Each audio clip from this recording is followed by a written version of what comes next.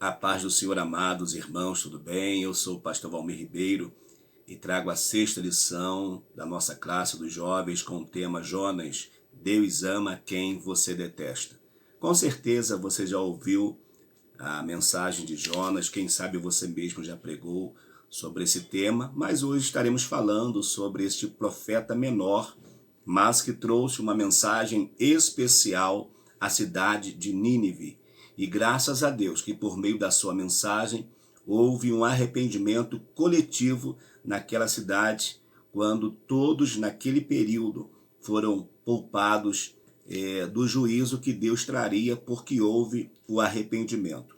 Então essa nossa sexta lição, com esse tema tão importante, e é interessante, né? Deus ama quem você detesta. Deus ama. O princípio do amor de Deus não é equiparado ao nosso princípio, aquilo que nós pensamos. Não, Deus tem a sua forma de agir, de pensar, de trabalhar, e Ele quer usar os seus instrumentos, que nós sejamos instrumentos de Deus para esta boa obra. O texto do dia diz assim: E Deus viu as obras dele como se converteram do seu mau caminho, e Deus se arrependeu do mal que tinha dito que lhes faria e não o fez. Jonas capítulo 3, versículo de número 10. Observação. Essa questão aqui de Deus se arrepender não é que Deus se arrepende igual o homem se arrepende, não.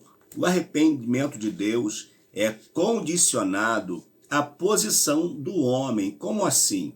Deus, ele libera uma palavra de juízo. Se houver o arrependimento, então Deus retira a palavra de juízo que ele havia falado que faria com aquele povo, com aquela nação. Então não é porque Deus fala e desfaz aquilo que fala. Deus trabalha mediante as ações do homem. Deus tem uma palavra de juízo, mas se houver o arrependimento, então tem aí, por Deus, esse momento de misericórdia, que foi o que aconteceu aqui. A síntese textual diz: Deus ama os pecadores mais desprezíveis e está pronto a perdoá-los, desde que eles se arrependam dos seus pecados. Viu? É que eu falei, o arrependimento do homem também vai trabalhar a questão do juízo que Deus aplicou. Por exemplo, eu e você, nós fomos encerrados debaixo de uma sentença. Todos pecaram e destituídos estão da glória de Deus. O pecado tem o poder de afastar o homem de Deus, e isso nós sabemos que é verdade. Mas em Cristo Jesus, esse mesmo homem, esse mesmo ser humano que está afastado de Deus, ele pode reconciliar com Deus novamente.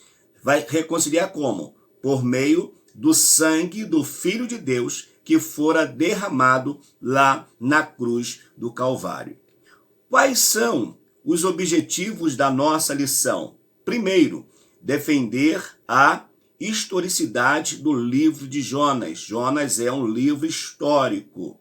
Esclarecer os motivos que levaram o profeta a desobedecer a ordem de Deus. E mostrar, no terceiro ponto, como às vezes temos dificuldade de compreender o amor de Deus, principalmente quando este amor alcança aqueles a quem nós reprovamos. Qual é o pensamento que nós veremos?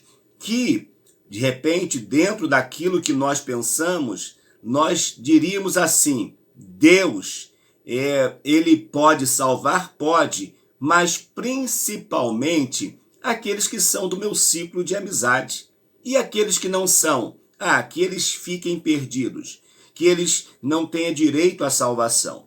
Mas nós vamos ver que o amor de Deus também não está condicionado a este meu pensamento e nem ao seu pensamento. Por isso que João capítulo 3, versículo 16 é fantástico, porque Deus amou o mundo, amou todas as pessoas, de tal maneira a ponto de enviar o seu Filho unigênito. O nosso texto bíblico está em Jonas, no capítulo 1, dos versículos de 1 a 3, que diz assim: E veio a palavra do Senhor a Jonas, filho de Amitai, dizendo: Levanta-te, vai à grande cidade de Nínive e clama contra ela, porque a sua malícia subiu até mim. E Jonas se levantou para fugir diante da face do Senhor para Tarsis. E descendo a Jope, achou um navio que ia para Tarsis. Pegou, pois, a sua passagem e desceu para dentro dele para ir com eles para Tarsis, de diante da face do Senhor. Uma coisa que nós precisamos entender, e você sabe disso, que da face de Deus nenhum ser humano se esconde. Da face do Senhor nenhum ser humano jamais conseguirá se esconder. Ele pode até pensar que ele vai conseguir esconder-se, mas ele sabe que é impossível alguém se esconder do Senhor. Mas o homem, por achar que sabe alguma coisa, ele sempre tenta algum paliativo. Ele vai sempre tentar algum paliativo. E é isso que nós falaremos no decorrer da lição. Eu aproveito para lhe convidar, se você ainda não fez, se inscreva no canal, logo embaixo, tá vendo essas letrinhas vermelhas que estão aí? Se inscreva no canal, do lado tem um sininho, acione aí as notificações e venha comigo participar de todas as nossas aulas. E com certeza você será grandemente abençoado em nome do Senhor Jesus. Vamos então ao início da nossa lição. A introdução diz assim: o livro de Jonas tem uma mensagem singular em relação aos demais profetas. Ele nos oferece a lição de que o amor de Deus não estava circunscrito apenas em Israel. O fato de Deus ter escolhido Israel não significava que havia desprezado as demais nações. Em Jonas, contemplamos o imensurável amor de Deus, capaz de preocupar com o povo mais cruel daquela época. Quem era esse povo? Os assírios. Além de defender a universalidade da graça, o livro também aponta para a misericórdia divina que concede novas oportunidades tanto para Jonas quanto para os assírios. Nossos pecados podem ser vis e execráveis, porém jamais serão maiores do que o perdão e o amor de Deus. Essas dádivas divinas estão disponíveis a todos os seres humanos via arrependimento, até aqueles indivíduos que reputamos como os mais desprezíveis deste mundo. Deus ama a todos, inclusive aquele a quem nós abominamos. Ou seja, meus amados e queridos irmãos, vamos pensar o seguinte: o Senhor, nosso Deus, ele tem um amor que vai além da compreensão humana, vai além daquilo que nós pensamos, vai além do nosso pensamento. Vale aqui também destacar que no mundo existem milhares, podemos até dizer, se existem milhões de deuses, então existe milhões também de religião ou religiões fora do cristianismo. Mas o ser cristão não vai nos fazer ser melhores do que essas pessoas que são de outras religiões. Pelo contrário, por meio de nós é que Deus vai manifestar o seu amor às demais nações. Nós seremos, então, por Deus, um emissário, um enviado para trazer essa mensagem também de arrependimento. Nós trazemos a mensagem, nós pregamos a mensagem. Cabe ao povo aceitar a mensagem do Senhor ou não.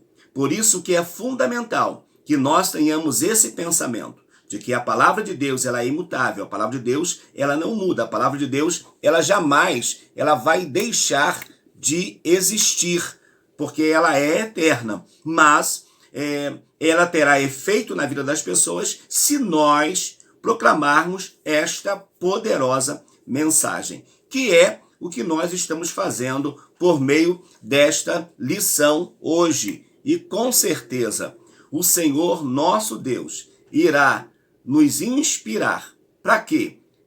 Para que nós sejamos esse homem, essa mulher que esteja compromissados com essa mensagem tão especial. Número 1, a sua vida. Jonas era filho de Amitai, de Gat-Hefer, da tribo de Zebulon. Era profeta galileu. A vila de Gat-Hefer ficava a 7 quilômetros da cidade de Nazaré. Os judeus na época de Jesus, Natanael, estavam enganados quando questionaram que nenhum profeta havia surgido de Nazaré. O livro de 2 Reis 14, 25 circunscreve o mistério de Jonas no século 8º a.C., no período de 793 a 753 a.C., na época do rei Jeroboão II, rei de Israel. Ele profetizou a expansão geográfica e a prosperidade política de Israel antes dos triunfos de Jeroboão II.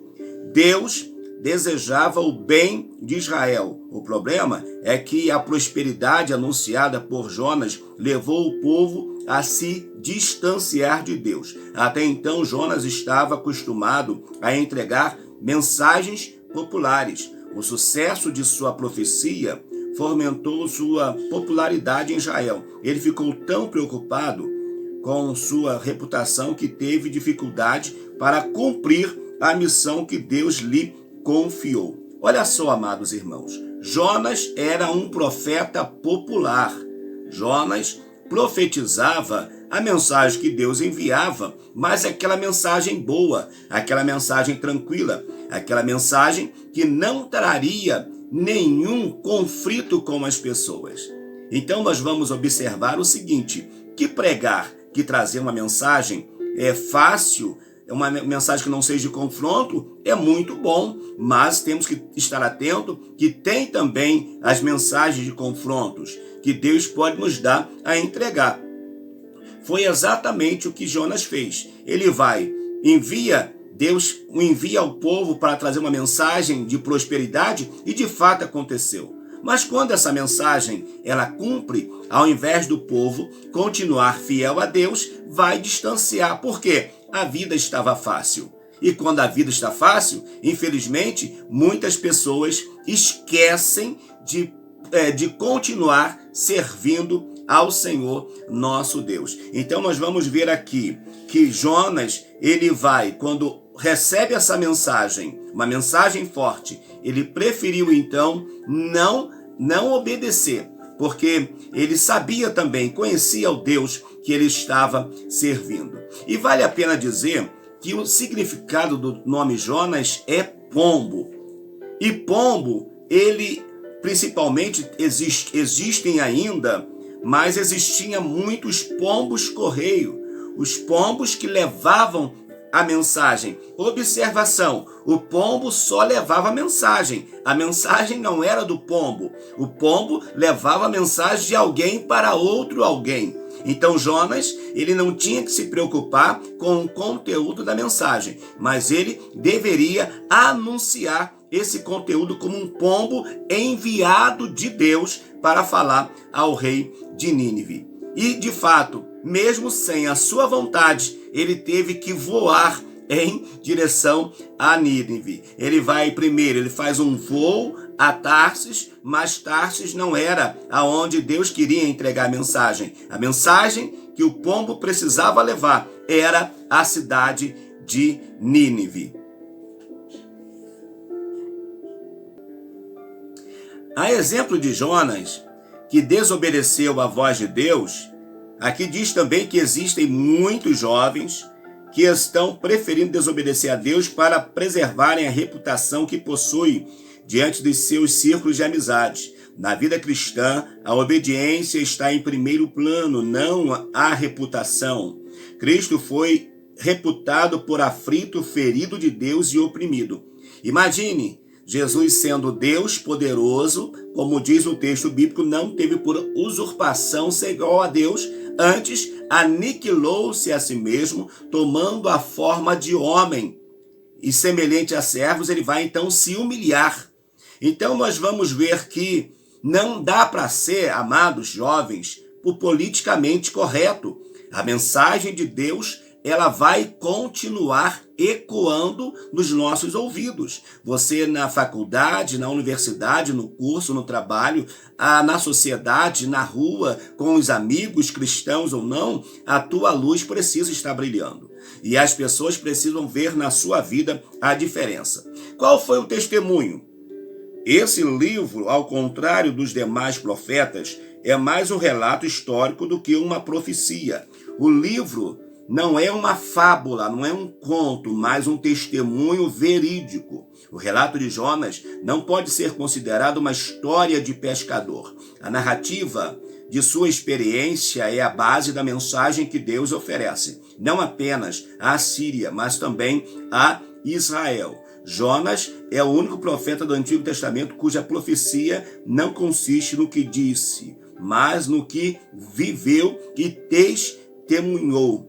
Ele é o próprio autor do livro. Alguns chegam a duvidar de sua autoria, pelo fato do livro ter sido escrito na terceira pessoa.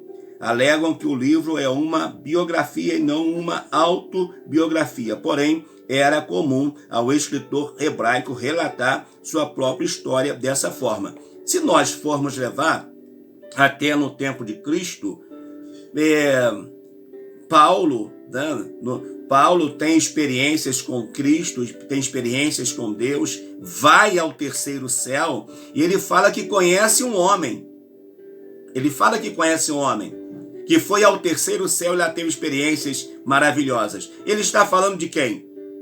Ele fala de que conheceu alguém, mas ele está falando dele mesmo, que teve essa experiência maravilhosa com o Senhor nosso Deus. Então, queridos, o que fica na dúvida é a questão que quem engoliu Jonas foi um peixe, um grande peixe ou uma baleia.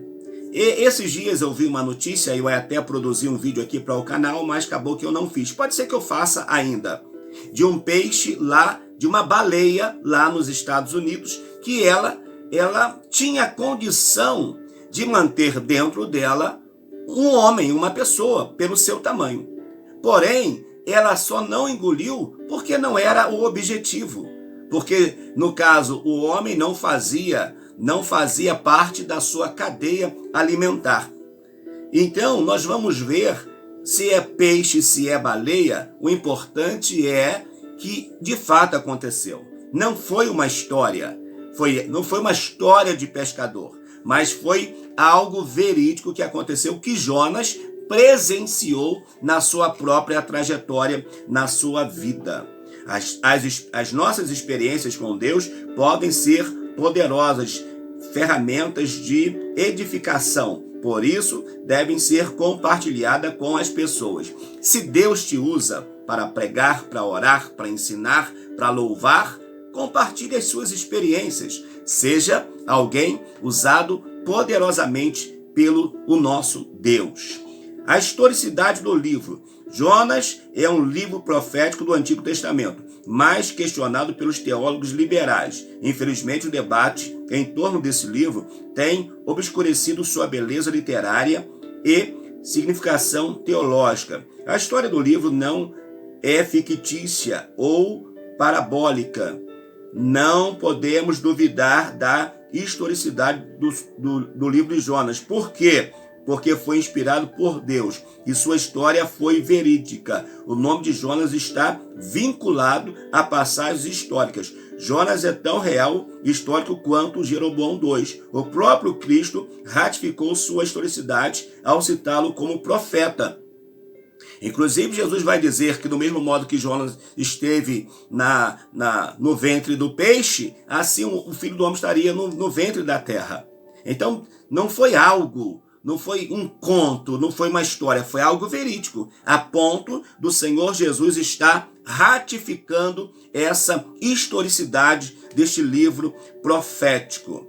Ele foi o único profeta indicado por Cristo como seu antitipo para representar a maior verdade bíblica, a ressurreição de Jesus dos mortos. Então, a mensagem de Jonas, o que Jonas viveu, ia trazer base, dava base para Jesus citá-lo como exemplo da sua vida, como exemplo de que ele também morreria, mas iria ressuscitar. No segundo tópico diz assim: a experiência do profeta, a ordem divina. Jonas recebeu uma ordem clara: levanta-te e vai à grande cidade de Nínive. A maldade, a malícia de Nínive, a capital da Síria, era grande. A Síria era uma espécie de Sodoma e Gomorra reerguida naqueles dias. Era o epicentro mundial da violência, tortura, feitiçaria, idolatria e tantas outras coisas que não prestava, se encontrava ali na cidade de Nínive, na capital de Nínive. A ponto de o profeta Naum chamar Nínive de a cidade sanguinária. A deusa Islar da guerra e do sexo era a principal divindade adorada na Síria. Violência e imoralidade eram as marcas constitutivas daquele povo. Nós vamos ver então que Jonas, quando recebe a mensagem para ir lá pregar, primeiro, o povo era um povo ruim, era um povo obstinado, era um povo que matava, maltratava, matava crianças, levava a pessoa a um estágio tão grande de tortura, a ponto de arrancar a pele da pessoa. Era algo terrível. E Jonas sabia que parte do povo de Israel já havia sofrido na mão dos assírios. Então, ele pensa: eu vou levar mensagem? Nada. Eu vou fugir da presença de Deus. Mas lembre bem o que eu disse. Jonas significa, o seu nome significa pombo. Ele só tinha que entregar a mensagem e deixar o juízo nas mãos do Senhor nosso Deus. E nós vamos ver que Jonas, ele preferiu a princípio não acatar a ordem divina e toma um rumo contrário, mas depois ele vai lá. Só que nos dias de Jonas, o arrependimento não vem. Ou, nos dias de Jonas, o arrependimento vem. Mas passa-se o tempo. E quando Deus levanta o profeta Naum, ele vai profetizar. Só que dessa vez agora, não teria mais a misericórdia. Porque o pecado só multiplicou. O pecado, as coisas, as atrocidades que eles faziam, piorou muitíssimo. Então Deus, ele aplicou o juízo. Houve o arrependimento, o juízo não veio. Mas agora, com a questão do pecado, de mergulhar no pecado, o juízo veio trazendo uma dura sentença. A fuga e a tempestade. Jonas tentou fugir da face do Senhor, indo para uma direção oposta. Tarsis, uma colônia fenícia de mineração no sudoeste da Espanha. Olha, ele estava como nós lemos, né? Ele estava em Zebulon, estava ali na Galileia, estava em um lado, e ele toma um caminho totalmente oposto. Ele diz assim, ele pensa assim: olha, eu vou entrar nesse navio, eu vou para o lugar mais longe que eu puder, porque de lá Deus não vai me trazer, ele vai me deixar para lá e vai levantar outro. Só que não foi assim. Se Deus tem um trato com você em te usar, ele vai usar você. Ele pode até usar outro, pode, mas ele a princípio vai usar você para esta grande obra. Enquanto os marinheiros estavam apavorados, Jonas permanecia apático, dormindo no porão do navio. Já pensou? Tem uma mensagem de Deus para entregar. Ao invés de falar com o rei, vai para o porão. Será que não tem muita gente no porão também, dormindo, descansando, enquanto a embarcação está quase ruindo? Será que não tem alguém assim? Será que você não conhece alguém que está assim? Fale para ele que Deus ainda pode usá-lo como uma mensagem poderosa, como uma mensagem de despertamento para a vida de alguém. Irmãos, vamos ser usados por Deus. Vamos permitir que a graça, que a unção, que a virtude de Deus venha sobre nós. Não vamos viver esse estágio de Jonas, embora às vezes é melhor sumir mesmo, desaparecer. Mas não é assim que Deus quer. Deus quer você sendo usado como instrumento para a glorificação do nome dele. Então eles vão entender que algo está acontecendo. Eles eram marinheiros experientes e sabia que naquele momento, e com certeza, embora não tivesse os centros de meteorologias como temos hoje, mas eles eram por suas experiências, eram capazes de prever talvez uma tempestade que viria ou não, ter uma ideia do que poderia acontecer. Mas surge uma tempestade. Por quê? Porque tinha no barco alguém, na embarcação, alguém que estava querendo fugir de Deus. Então, quando alguém quer fugir de Deus, pode colocar outras pessoas em perigo. Não coloque o seu próximo em perigo. Viva o que Deus tem estabelecido para você. O livro de Jonas nos ensina que é melhor obedecer a Deus do que desafiá-lo. Melhor obedecer a Deus do que sacrificar. E quase que de fato ele foi o sacrifício. Ele foi um sacrifício. Para que a ira de Deus passasse contra aquela embarcação de homens inocentes que perderam partes das suas mercadorias por causa de Jonas, até a ponto de jogar Jonas lá no mar. E quando joga, foi de Deus. Deus queria que de fato aquilo que acontecesse. Mas, a princípio, não precisava ser assim. O arrependimento do profeta. Ao ser lançado no mar, Deus enviou um grande peixe para engolir Jonas. O peixe não foi um dispositivo punitivo da parte de Deus, mas um instrumento de seu livramento. O grande peixe engoliu Jonas, não para devorá-lo, mas para protegê-lo. O milagre não estava em Jonas ter sido engolido pelo grande peixe, mas em não ter sido digerido por ele. Através do grande peixe, Deus preservou a vida do profeta Jonas. Tinha desistido de tudo, mas Deus não tinha desistido dele. Deus não desiste de você, até mesmo quando você desiste de si mesmo. Não é porque você está fugindo de Deus que Deus está fugindo de você. Deus está preparando uma situação para lhe pegar. Deus vai te pegar. Não adianta você querer fugir do que Deus tem para a sua vida.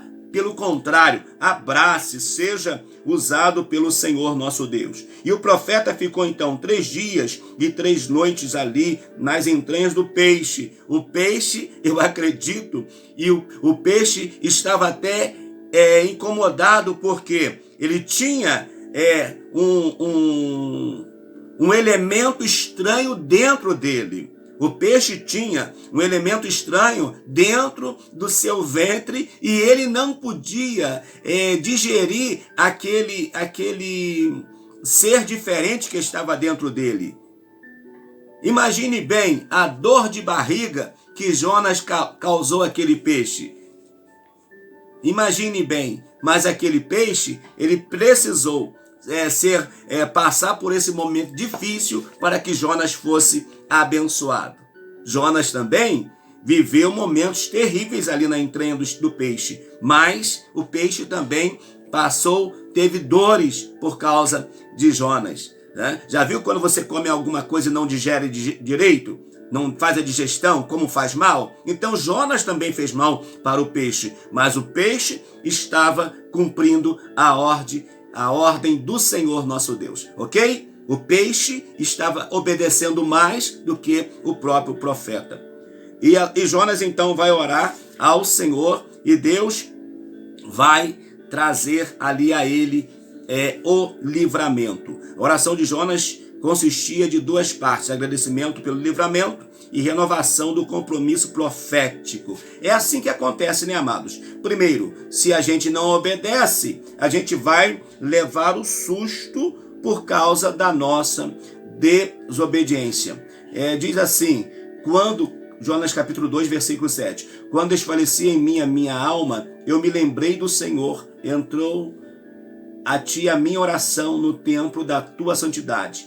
Os que observam as vaidades vãs deixam a sua própria misericórdia, mas eu te oferecerei sacrifício com voz de agradecimento. O que votei pagarei. Do Senhor vem a salvação. Falou, pois, o Senhor ao peixe, e ele vomitou Jonas na terra. Tá vendo só? Tá vendo? Foi necessário arrepender-se e orar para que o peixe então dissesse assim: opa, vou ficar aliviado, vou vomitar esse monte de coisa que está dentro de mim. Só que fez aonde Deus havia determinado. Qual é a lição do livro de Jonas? A pregação de Jonas. Jonas foi novamente comissionado por Deus. O grande peixe vomitou no litoral palestino, provavelmente próximo ao ponto de Jope.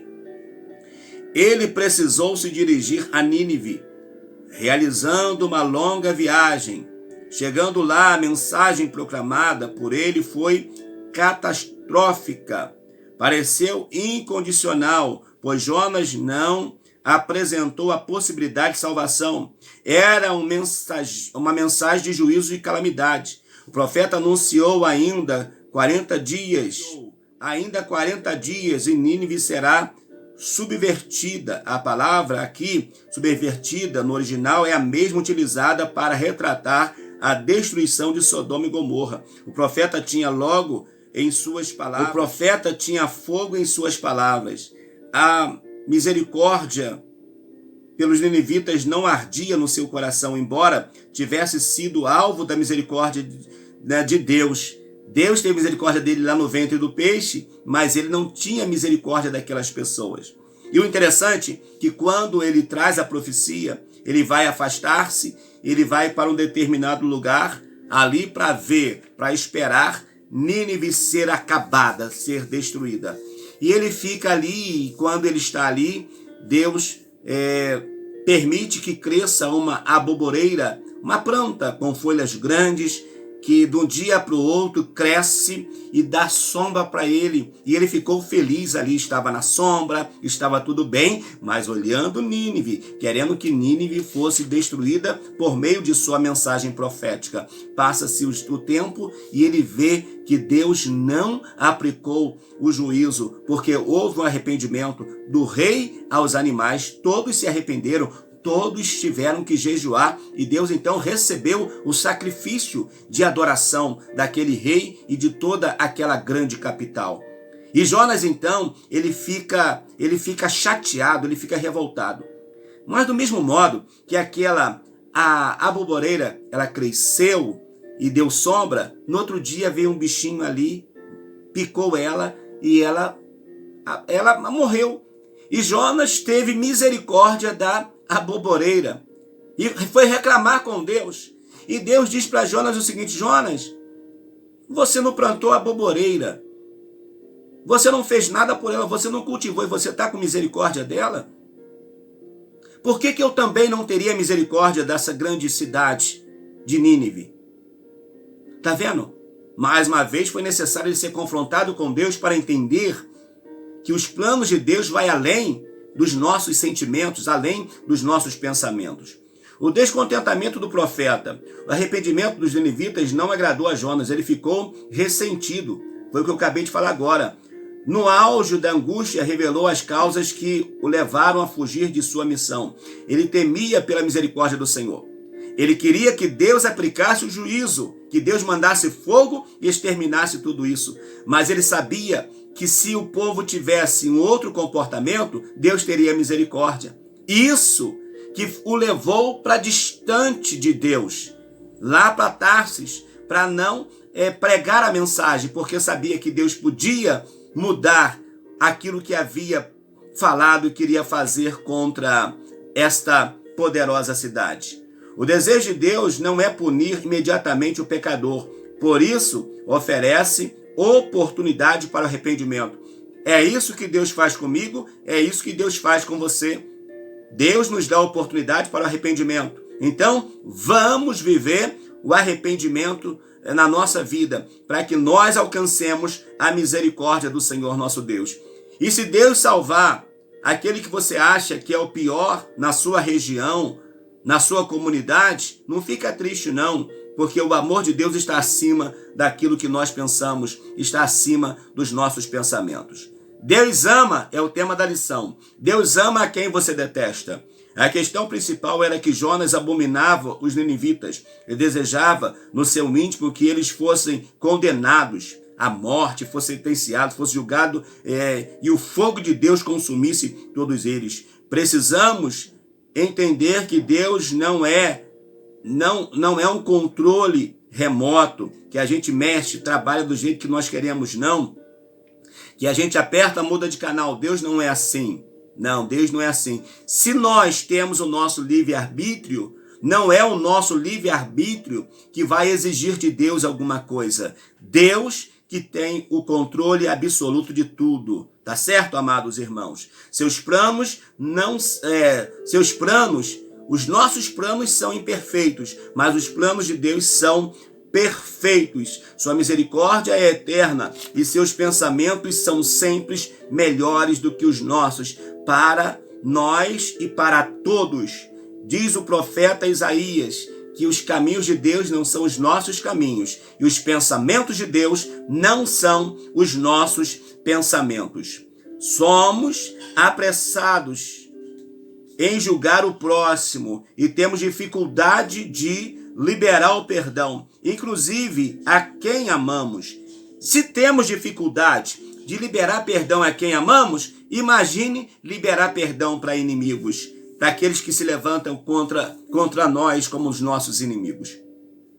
Que Deus tenha misericórdia de mim, de você.